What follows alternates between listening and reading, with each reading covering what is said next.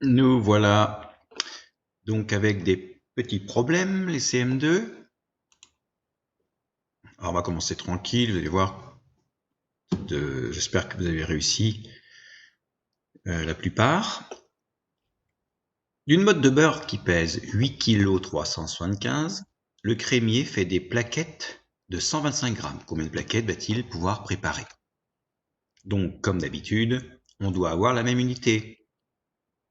Alors ici, voilà, on va plutôt choisir le gramme, moi je vous le conseille, hein, de tout mettre en grammes,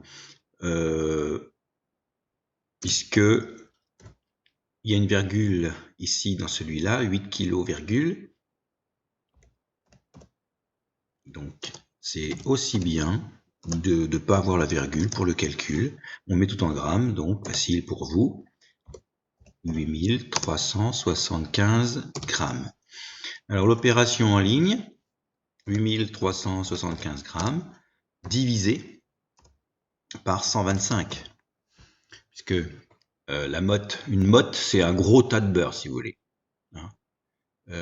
Et à partir de ce gros tas de beurre, le crémier va prendre à chaque fois 125, 125, 125, 125. C'est-à-dire qu'il va couper sa motte par paquet de 125. Couper en maths, c'est divisé. Donc 8375 divisé par 125. Si on fait le calcul, on trouve 67 plaquettes de beurre. Donc le crémier va pouvoir préparer 67 plaquettes de beurre. Point. Et lorsque vous effectuez votre division, on voit bien que le reste est égal à 0. Voilà, ça tombe juste. Il n'y a pas de reste de beurre. Voilà pour le premier. Deuxième problème. Alors, ici, Joseph, pour aller à Saint-Jacques-de-Compostelle, c'est en Espagne, c'est un pèlerinage. Hein, on va sur le tombeau de Saint-Jacques, qui était un apôtre de Jésus. Joseph donc doit parcourir 335 km. Il fait 25 km par jour, à peu près en moyenne. Donc combien de jours lui faut-il? Donc là, vous avez kilomètre, pas de problème d'unité. Opération en ligne.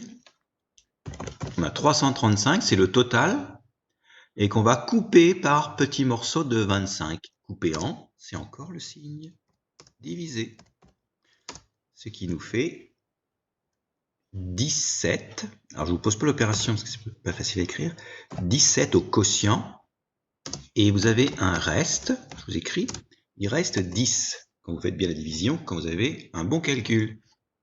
D'accord. Alors qu'est-ce que ça veut dire ça, qu'il reste 10? Qu'est-ce que ça veut dire? 17. 17, c'est un nombre de jours. D'accord? Par contre, le 10,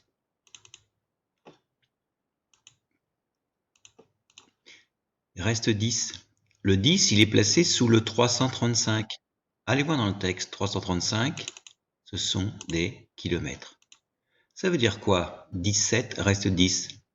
Ça veut dire que au soir du 17e jour, il lui reste 10 kilomètres. Donc, il va falloir qu'il marche un jour de plus. Comment il s'appelle? Joseph. Joseph va donc marcher, ou arrivera au bout de... Et voilà. Là, c'est le petit piège. Hein.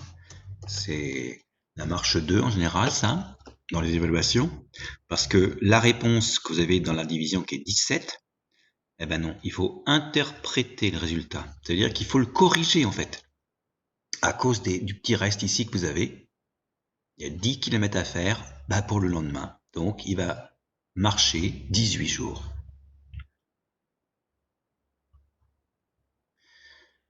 Ensuite, celui-là, il est amusant. Donc là, je vais faire un petit schéma. Alors, on a Renaud, lettre R, plus Sylvie, lettre S, plus Tristan, lettre T. Ils montent sur la balance tous les trois, et tous les trois, ils font 77 kg. D'accord. On continue à développer le texte. Ça, c'était la première ligne. Je vous ai mis en petit schéma la première ligne.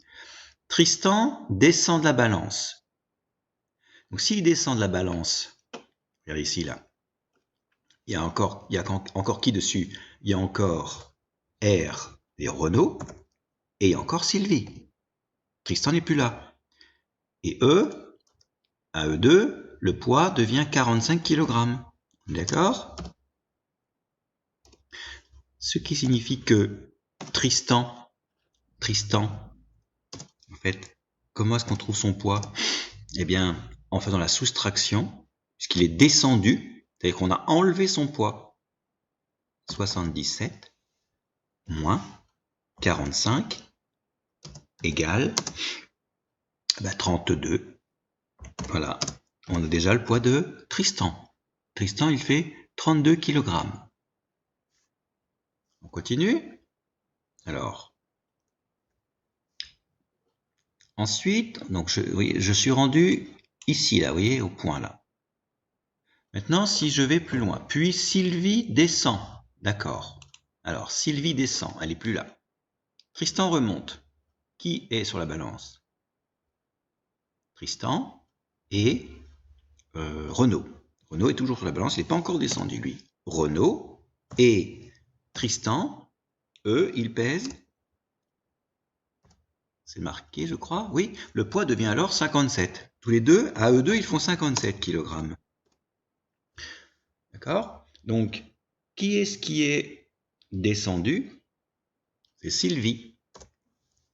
Donc, Sylvie, comme tout à l'heure, on va pouvoir avoir son poids en faisant le 77. C'est ça, Sylvie qui est descendu? Oui. Donc, Sylvie, c'est 77, je vais vous expliquer, moins 57. Alors, pourquoi? Parce que, première ligne, les trois ensemble, 77. C'est pour ça que j'ai marqué 77 ici. Quand Sylvie n'est pas là, c'est là, 57. Je vais mettre la couleur, un petit vert, voilà. Je vais prendre ces deux infos-là pour Sylvie. Puisque regardez, entre les lettres, là, on a les trois. Et là, il n'y a plus Sylvie. En maths, quand il n'y a plus, c'est qu'on a enlevé. Enlevé, c'est moins. 77 moins 57.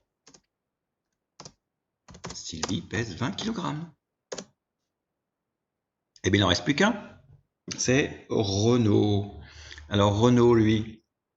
Renaud, comment on va trouver ça, d'après vous? Il y aurait plusieurs solutions. Oui. Tiens, je vais prendre ça.